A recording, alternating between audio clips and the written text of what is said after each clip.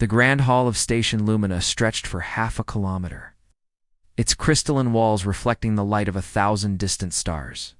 Representatives from 47 species sat in their designated sections, their various forms creating a bizarre tapestry of galactic life. At the central podium, Ambassador Velcrin stood with 4 of his 6 arms folded in frustration. 217 attempts, Velcrin said, his voice translator converting his thoughts into the common language. For 217 years, we have sent diplomatic missions to Earth. Every single one has been turned away. The assembly murmured in their various ways. Some species clicked, others hummed, and a few simply broadcast their displeasure telepathically. The humans refuse even basic communication, Velcrin continued. Their automated defense platforms stop our ships at the edge of their solar system. Always the same message. Always the same rejection. High Chancellor Morven, an ancient being whose species had founded the Commonwealth 3,000 years ago, leaned forward. What exactly do these platforms say? Earth declines participation. Do not approach inner system, Velcrin replied bitterly. Nothing more. No explanation. No negotiation. Just that, in the Thesid section, several representatives expressed anger. Their species had tried 17 times to make contact, offering technology, resources, and friendship. The humans had ignored them all, at a faster-than-light travel, someone pointed out. We've detected their ships in neutral space. They take resources and leave. They refuse to talk beyond basic trade codes. Are they hostile? Another asked. No, Velcrin admitted. They've never attacked anyone. They just want to be alone. The debate continued for hours. Some species wanted sanctions. Others wanted to respect human isolation. A few suggested military action, though this was quickly dismissed. The Commonwealth prided itself on peaceful expansion, not conquest. Finally, Morven made a decision. One final mission?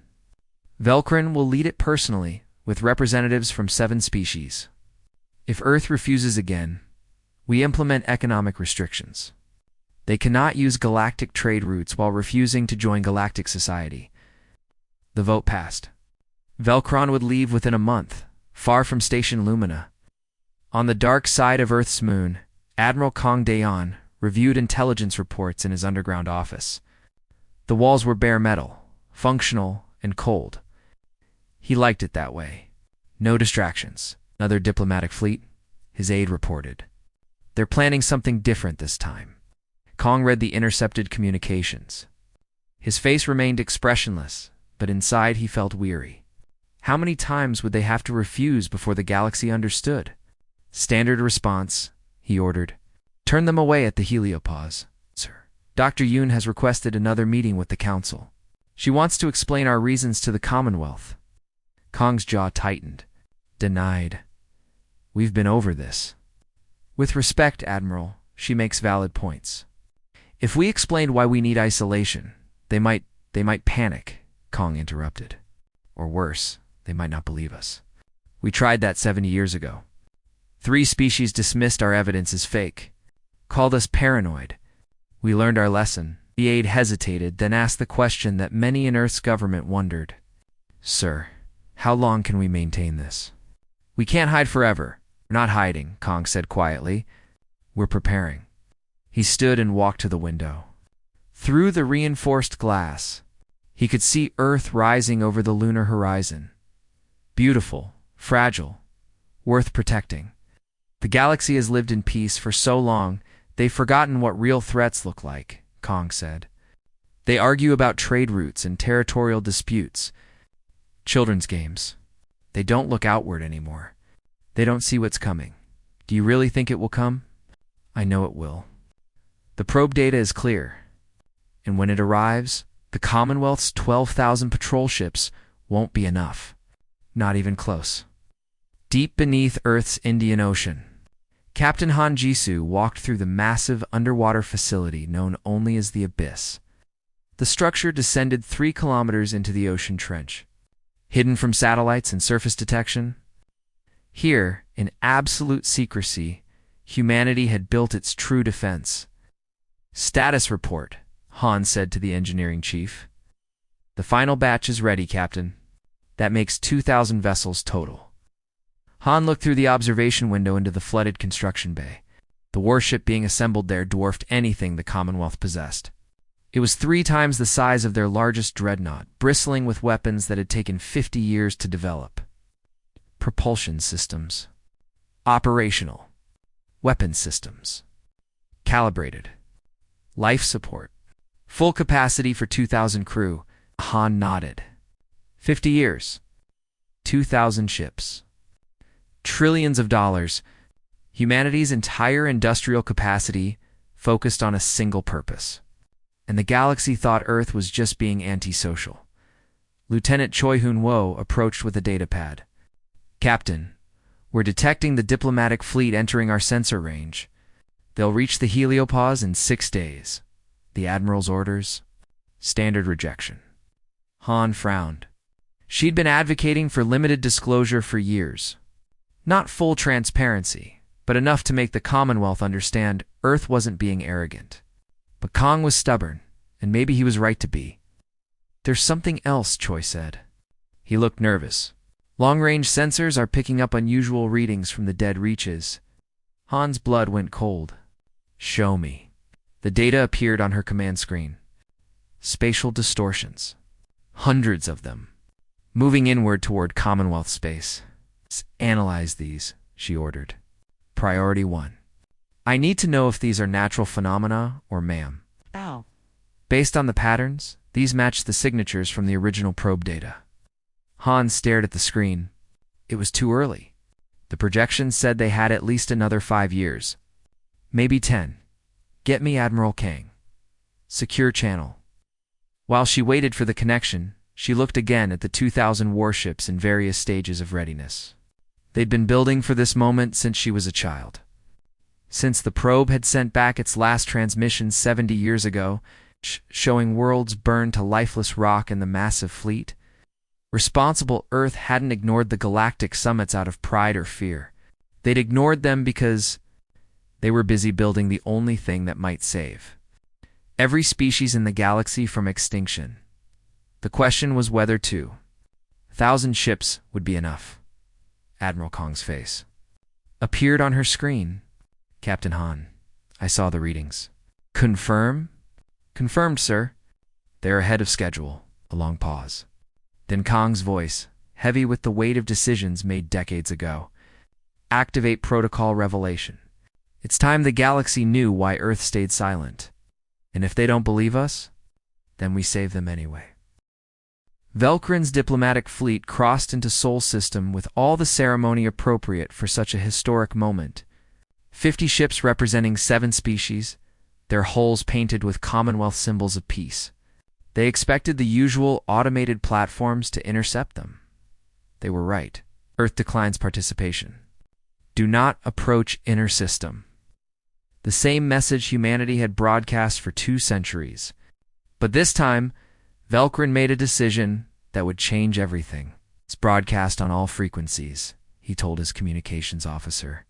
We are advancing slowly toward Mars orbit. This is a peaceful mission. We request actual representatives from Earth's government, not automated messages. We will wait as long as necessary. His second-in-command, a nervous being named Theses, who happened to be his daughter, touched his arm with concern. Father, what if they fire? Then the Commonwealth will know Earth's true nature, Velkrin said. But he didn't believe they would. Humans had never shown aggression, only silence. The fleet moved forward at a cautious pace, deeper into human territory than any outsider had gone before. On Earth, emergency meetings exploded across every government channel. The military council convened in the underground facility beneath Geneva, where leaders argued over response options. We should destroy the fleet now, General Lee Sungmin said flatly. They've violated our borders. Prove to the galaxy that we're hostile, Dr. Yoon countered. That's exactly what we've tried to avoid. Can't let them see our preparations. Another general argued. Admiral Kang listened to them argue, his weathered face showing nothing. Finally, he raised a hand for silence. If we destroy a diplomatic fleet, Earth becomes the enemy of the Commonwealth. 47 species with 12,000 warships. That's a war we don't need while preparing for the real threat. Then what do we do? Lee asked.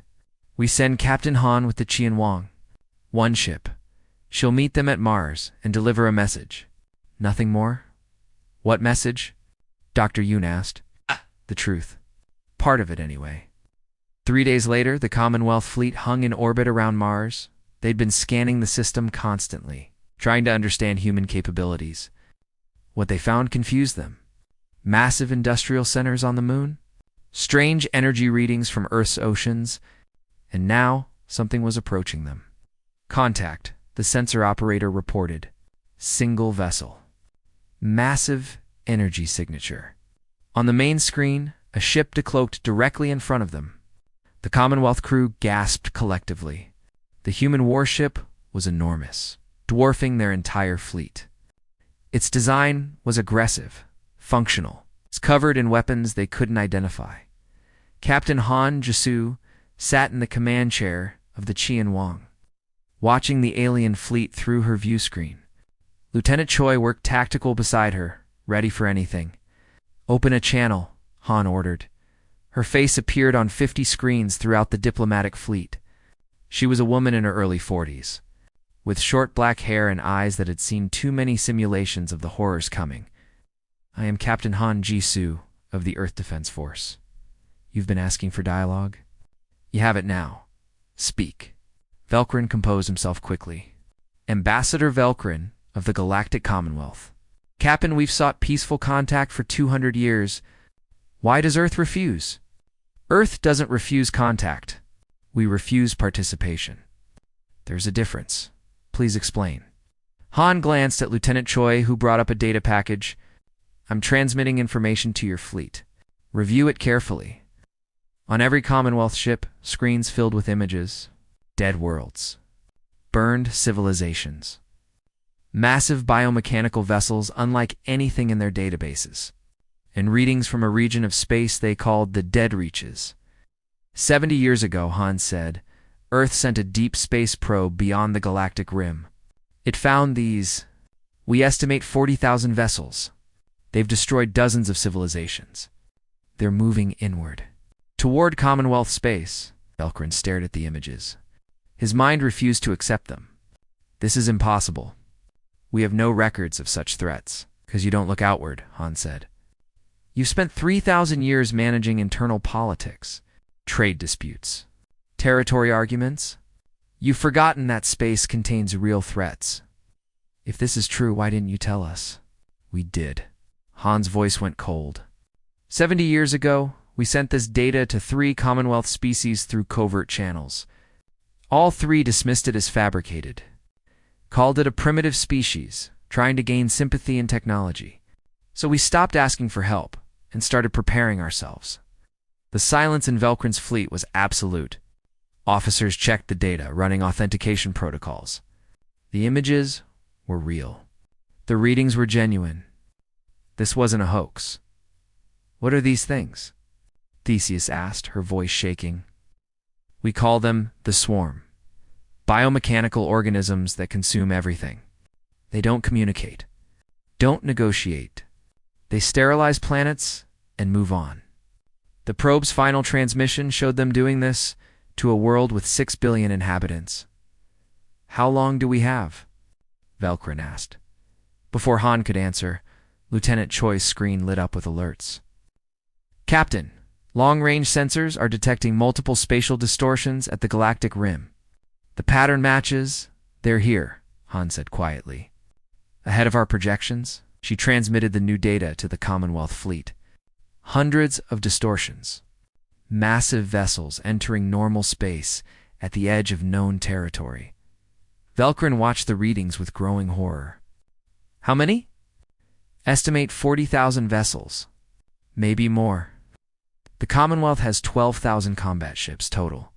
Across all species. We know. Han paused. Earth has 2,000 warships, purpose-built for this threat. We've been constructing them in secret for 50 years. 2,000 ships. Velkrin could barely process it. How? By sacrificing everything else? by focusing our entire civilization on survival. By ignoring your summits and dedicating every resource to preparation. Another alert from Choi, captain receiving transmission from Commander Nam aboard the Geomune. She's been stationed in the dead reaches for recon. Put her through. A woman's face appeared, streaked with blood and bruises. Behind her, damage alarms blared. Captain Han, the swarm engaged us 3 hours ago. We barely escaped. They're not scouting. They're exterminating. Every planet in the Talon sector is gone, sterilized, 12 billion dead. The Commonwealth officers listening to the transmission looked sick. Get back to Earth, Commander, Han ordered. We need your ship acknowledged. The transmission ended. Han turned back to Velkrin. Ambassador, you wanted to know why Earth stayed isolated? This is why. We weren't ignoring your civilization. We were trying to save it. What do we do? Velkron asked. It was the question of a man whose entire understanding of the universe had shattered in minutes. You go back to Station Lumina and convince your Commonwealth to mobilize everything. Every warship, every defense platform, every species, and Earth.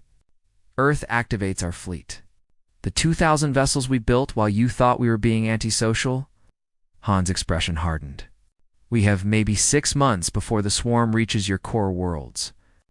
We're going to need every ship that can fly and every crew willing to fight. Will it be enough? Han looked at the tactical display showing the swarm's projected course. 40,000 vessels against 14,000 combined human and Commonwealth forces. The mathematics were brutal. I don't know, she admitted. But it's what we have. Velkrin straightened, drawing on centuries of diplomatic training. Then we must make it enough. I'll return to Station Lumina immediately. Tell them the truth, Han said. All of it. Show them the probe data. Make them understand this isn't politics anymore. It's survival. As the Commonwealth fleet prepared to depart, Desi's asked her father a question. Do you think the Assembly will believe us? Velkrin watched the massive human warship, the Qianwang, hang against the stars. A vessel built by a species the Commonwealth had dismissed as isolationist and primitive. They'd better, he said, because if they don't, we're all dead. Station Lumina had never seen chaos like this.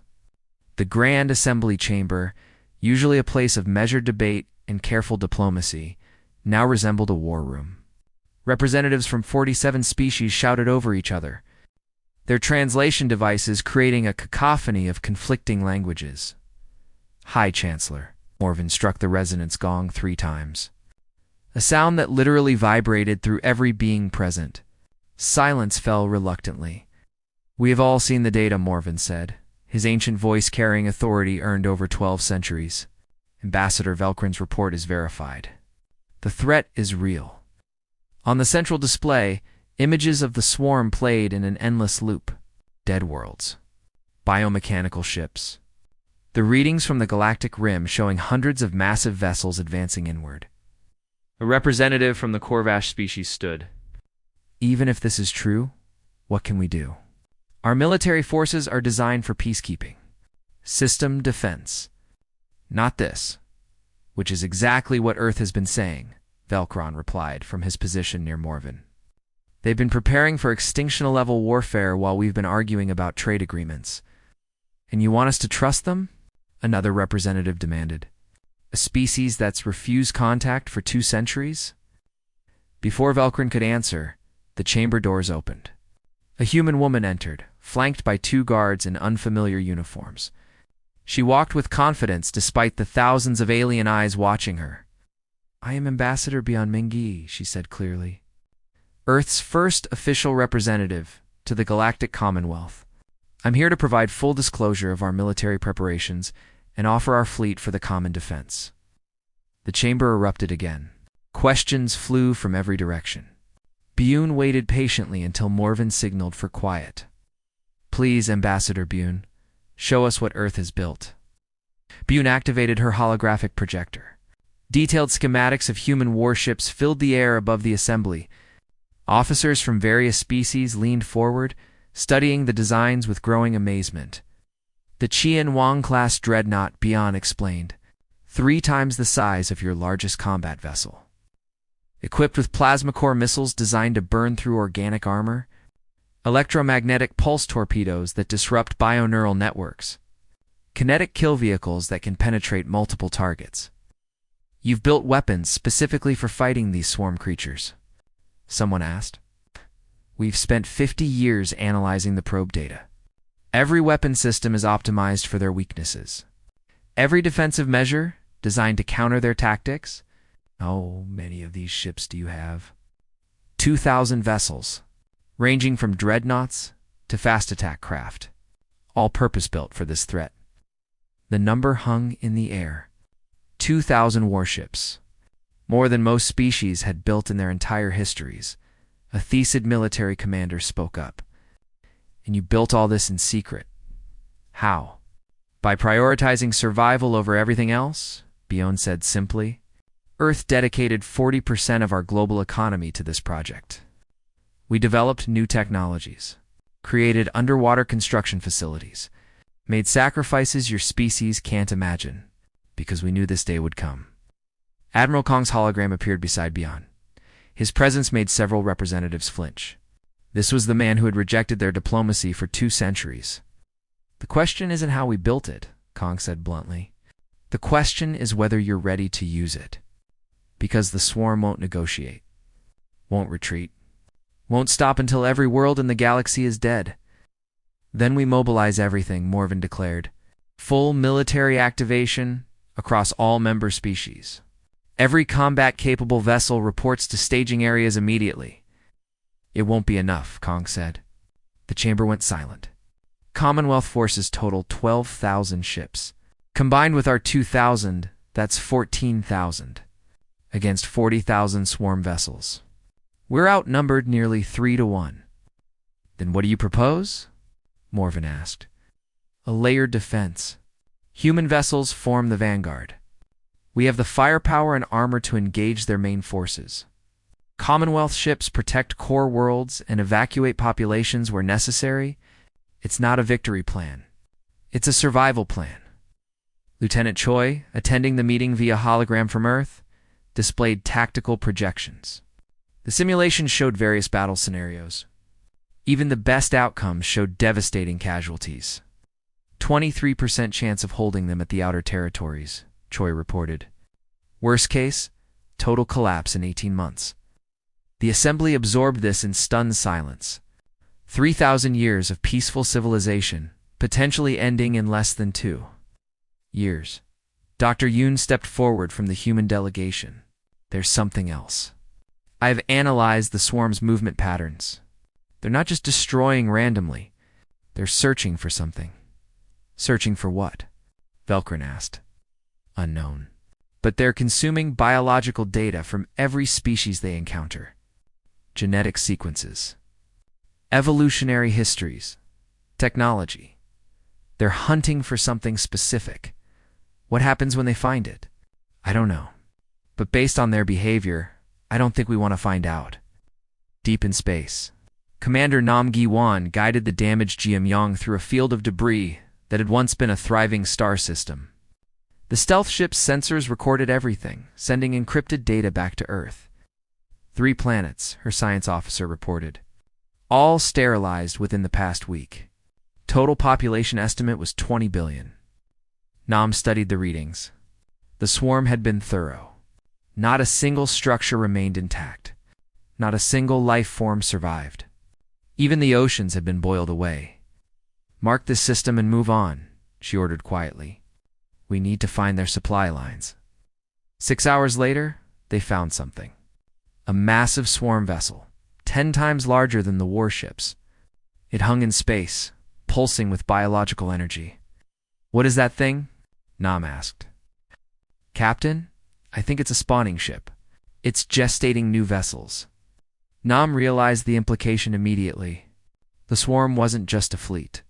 It was self-replicating.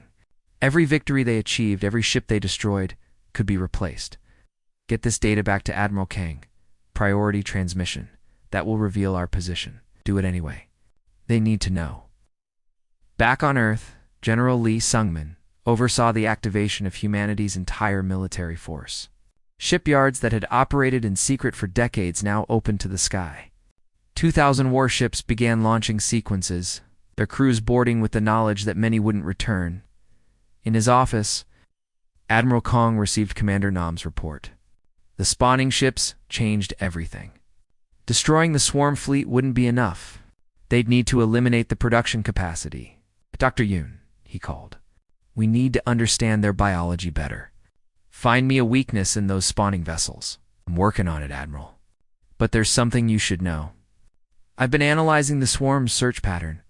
I think I know what they're looking for. Tell me, Earth's wormhole gate technology.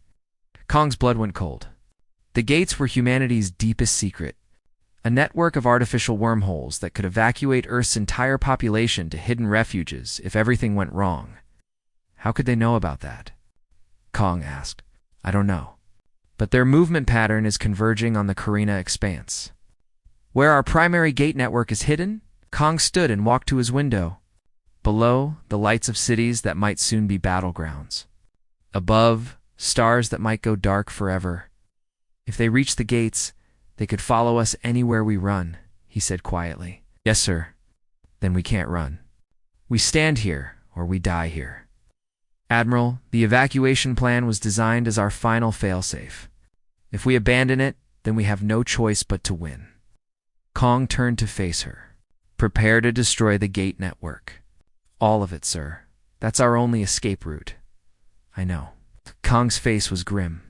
But if we run and take the swarm to our refuges, we just delay the inevitable. Better to stand here with allies than flee alone. At Station Lumina, the Commonwealth fleet began assembling. Ships from dozens of species, each with their own designs and capabilities. They'd never trained together, never fought together, and now they had to face an enemy that had destroyed civilizations older and more powerful than any of them.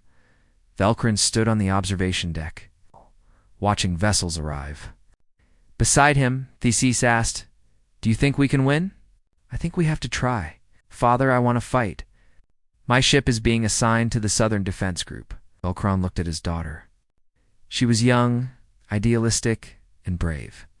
Everything he loved about her and everything he feared for her. Then fight well, he said simply, and come back to me. God. On Earth, Captain Han reviewed the final fleet assignments aboard the Qianwang. Her ship would lead the vanguard, as the first humans to engage the swarm in full-scale battle. Lieutenant Choi approached with the latest casualty projections. She read them and felt sick. Tell the crew, she ordered. Lies. They deserve to know the odds. Yes, ma'am. Han looked out at the 2,000 human warships forming up in orbit.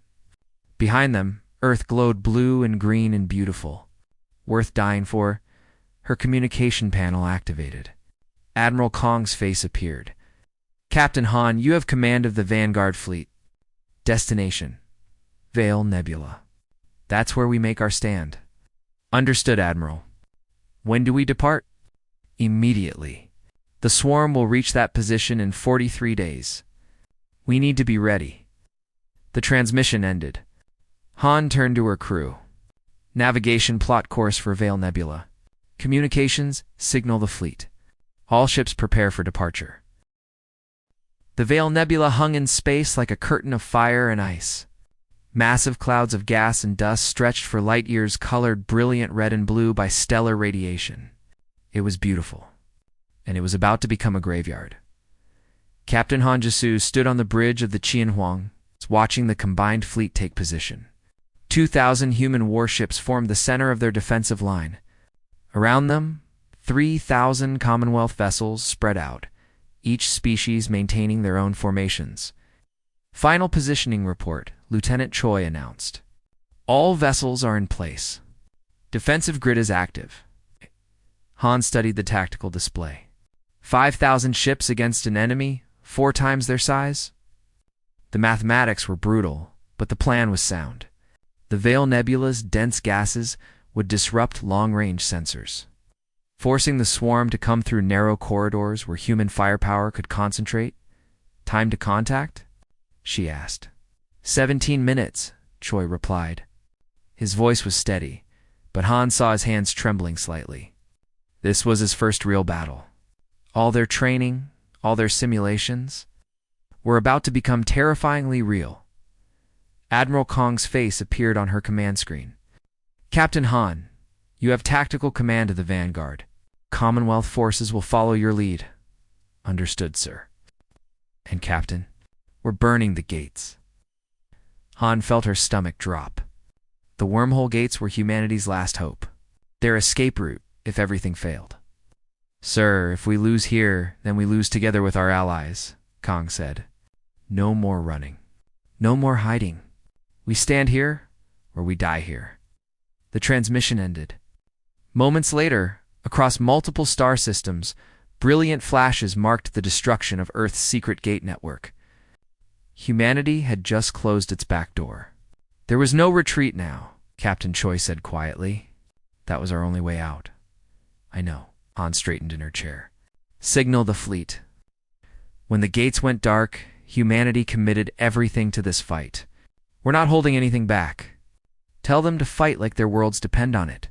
Because they do. Throughout the human fleet, crews received the message.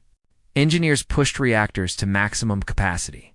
Gunners loaded weapons that had been designed and tested but never fired in anger. Pilots climbed into fighters that could move faster than anything the Commonwealth had ever built, on the carrier Mugangwa. Captain Bei Siwu watched his drone operators prepare millions of automated combat units. Each drone was small, expendable, but collectively they could overwhelm even massive targets. Remember your training, Bei told his crew. The swarm adapts fast. Keep changing tactics. Don't let them predict our patterns. In the fighter bay below, Wing Commander Oh Su-ben ran final checks on her interceptor. Around her, pilots from 3 different nations prepared their own craft. They'd trained together for years, but never like this. Never with death waiting beyond the hangar doors. Flight Alpha, Oh transmitted to her squadron. We're first out when they arrive. Our job is protecting the capital ships from swarm-boarding organisms. Stay tight. Watch each other's backs. Understood, Commander, came the replies. Across the battle line, Velkrin commanded the Commonwealth's southern flank from his flagship. His crew was nervous. They'd fought pirates and dealt with border disputes. But nothing had prepared them for this. Theses served aboard a Thesid cruiser in his section. He tried not to think about her, about the danger she faced. He had a fleet to command. All ships hold position, Velkrin ordered. Wait for the humans to engage first. Learn from their tactics. Contact, someone announced across the fleet-wide channel. Multiple signatures entering the nebula. Counting 200 vessels. 400. 800. On the Qian Wang, sensors tracked the approaching swarm. They came in waves. Massive biomechanical ships that moved with disturbing coordination. No communication between them. They simply knew where to go, what to do. Final count, 38,000 vessels, Choi reported. Slightly less than projected. Still more than enough to kill us all, Han muttered. She activated the fleet channel. All ships, weapons free. Target the first wave. Fire. 2,000 human warships opened fire simultaneously. The Veil Nebula lit up like a star-going supernova. Plasma core missiles streaked through space, each one carrying enough energy to vaporize a small moon. They struck the first swarm wave and explosions bloomed across the battlefield. Hundreds of swarm vessels disintegrated in the initial barrage, but hundreds more kept coming. Second wave approaching, Choi said. They're deploying some kind of organic shielding. Han watched as the swarm adapted. The second wave ships had grown thick, ablative layers that burned away under plasma fire but protected the vessels long enough to close the distance. Switch to kinetic weapons, Han ordered. Punch through their armor. Human railguns fired metal slugs at a significant fraction of light speed. The kinetic rounds tore through swarm shielding and ripped vessels apart. But the enemy kept coming. They're launching boarding organisms, a Commonwealth ship reported in panic. Thousands of them. Han had prepared for this. Point defense systems, full activation. All fighters launch. Wing Commander O's interceptor shot from the Qian Wang's hangar, along with 500 others. the small craft wove through the massive capital ships, their weapons targeting the living missiles the swarm had deployed. Target priority is the boarding organisms, O transmitted. Don't let them reach our ships.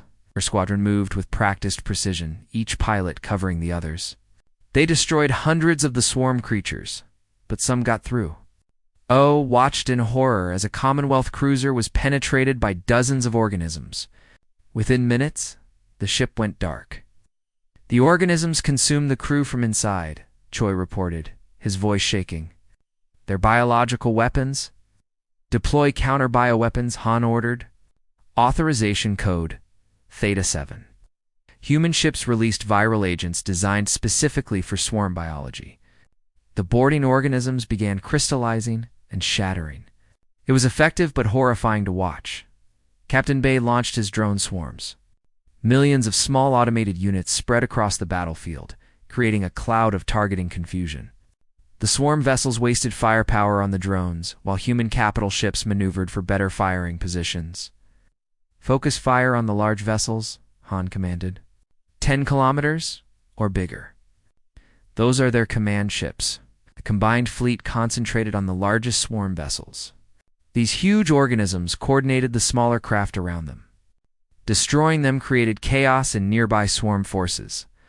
O led her squadron on a desperate attack run against one such command vessel. She lost 20 pilots in the first pass, 30 more on the second. But they crippled the massive organism, and an entire swarm battle group fell into disarray. Good kill, Bay transmitted, launching drones to exploit the opening. But the battle was turning against them. For every swarm ship destroyed, 3 more pressed forward. Human vessels took damage. Commonwealth ships broke formation. The defensive line was crumbling. Velkrin's section came under heavy assault. He watched helplessly as ships under his command died one by one. Then Thesis's cruiser appeared on his damaged board. The Thesid ship Harmony has been boarded, someone reported. They're losing life support, Sees Velkrin whispered. His daughter's ship, he wanted to break formation, to go help her. But he commanded a fleet. Thousands of other lives depended on his decisions. The Harmony went dark on his screens. Father, a weak transmission came through. We fought well. Then silence. Velkrin felt something break inside him. But he was a warrior before he was a father. He channeled his grief into fury. All ships, maximum offensive, he ordered. Push forward. Make them pay for every meter. The Commonwealth forces, inspired by their commander's rage, pressed the attack with renewed determination. On the Qianwang, Commander Nam Juan sent a priority transmission from her position deep in swarm territory. I've located their spawning ships. Transmitting coordinates. They're in the rear, gestation new vessels. Han realized this was their chance. If they could destroy the spawning capability, the swarm couldn't replace losses. Lieutenant Choi, I need 500 of our fastest ships for a strike mission. That will weaken our main line. We're losing the main line anyway. Our only chance is to hit their production. She opened a channel to Admiral Kong. Sir, requesting permission for a deep strike operation. Kang appeared on screen, watching the same tactical data she was. He understood immediately. Proved. Captain Bay's carriers will provide diversion. Commander O's fighters will escort you. And Captain Han? Come back, I'll try, sir. Han selected 500 of the fastest human vessels. Ships designed for speed and hitting power rather than sustained combat. They would punch deep into swarm lines, destroy the spawning ships, and hopefully make it back. Hopefully. All ships prepare for strike operation, she transmitted. We're going to the heart of their fleet. Navigation, plot fastest route to those coordinates. Plotted, Captain. It's going to be rough. Everything today is rough, Han said grimly. Communications, signal Admiral Kang. Tell him to hold the line for 6 hours. That's how long we need. And if we don't make it back? Han looked at her crew. Young people who train their entire lives for this moment. Then we make sure our strike succeeds before we die. The Queen ship was like nothing any human had ever imagined. 50 kilometers long, pulsing with bioluminescence that seemed almost alive. Around it, thousands of swarm vessels orbited like attendants serving a monarch. The moment sensors detected it, everything changed. "She's reorganizing the entire fleet," Lieutenant Choi reported, watching his tactical display in horror. The swarm was chaotic before. Now they're moving with perfect coordination. Captain Han watched the battlefield shift. What had been a desperate but manageable fight suddenly became a systematic slaughter. Swarm vessels that had been acting independently now moved as a single organism. Human ships that had held positions for hours were overwhelmed in minutes. "Casualties are spiking across all sectors," Choi continued. "We're losing ships 3 times faster than before." Oh. Han made her decision in seconds. They'd come for the spawning ships, but the Queen was the real target. Kill her, and maybe the coordination would collapse. All Strike Force vessels, new priority target. Transmitting coordinates now. "We're going for the Queen." "Captain, that's suicide," her tactical officer protested. "Look at the defensive layers around her. Nothing could penetrate that." "Then we'll be the first," Han said. "Signal all ships. This is what we built the fleet for. This is what we trained for. If we fail, the galaxy dies. So we don't fail." 500 ships adjusted course, accelerating toward the massive Queen ship. Immediately, swarmed forces moved to intercept.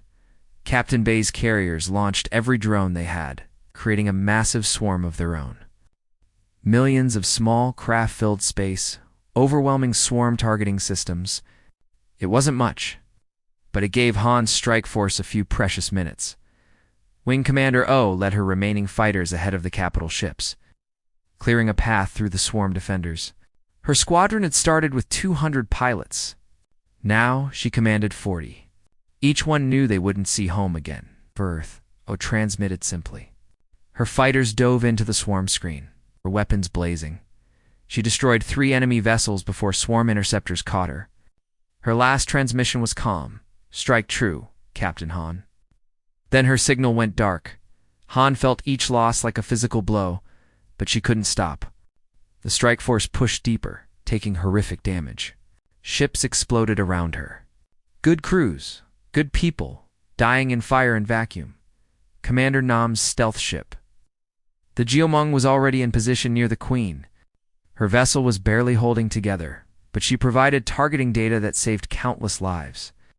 "Captain Han, I'm transmitting power fluctuation patterns," Nam reported. "The Queen is gestating offspring. Every 17 minutes, her shields drop by 40% for 3 seconds. That's your window? 3 seconds? Captain, we can't coordinate a strike in 3 seconds. We can try." Han studied the data. The next fluctuation would occur in 14 minutes. They had to reach firing position by then. Half her strike force died in those 14 minutes. 250 ships made it through the defensive layers. 250 crews, who knew what came next? "Prepare all weapons," Han ordered. "Target the Queen's central mass. When I give the signal, fire everything on Earth." Admiral Kang watched the battle through long-range sensors. He'd just received casualty reports. 60% of the human fleet destroyed or disabled. Commonwealth losses, even higher. And still the swarm kept coming, an aide said quietly. "If the strike force fails, we should begin evacuation procedures." "The gates are destroyed," Kang reminded him. "There's nowhere to evacuate to, then Earth stands or Earth falls. There's no third option." Back in the battle, Han counted down the seconds. 30 seconds to the power fluctuation. "All ships, maintain formation. Don't fire until I give the order." The swarm sensed their intention. Thousands of vessels converged on the strike force. Han's fleet took devastating fire, but they held position. 10 seconds. The Qian Wang shuddered as enemy weapons tore through her armor. Hull breaches on multiple decks. Casualties mounting. 5 seconds.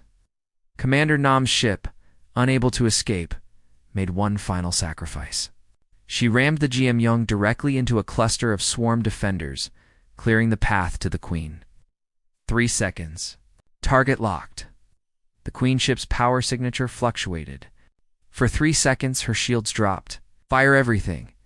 250 human warships unleashed their full arsenals simultaneously. Plasma missiles, kinetic rounds, electromagnetic torpedoes. And from the Qianwang, the prototype weapon Earth had built in deepest secrecy, a zero-point energy bomb. The weapon tapped into quantum vacuum fluctuations, releasing energy from space itself. It was the most destructive device humanity had ever created.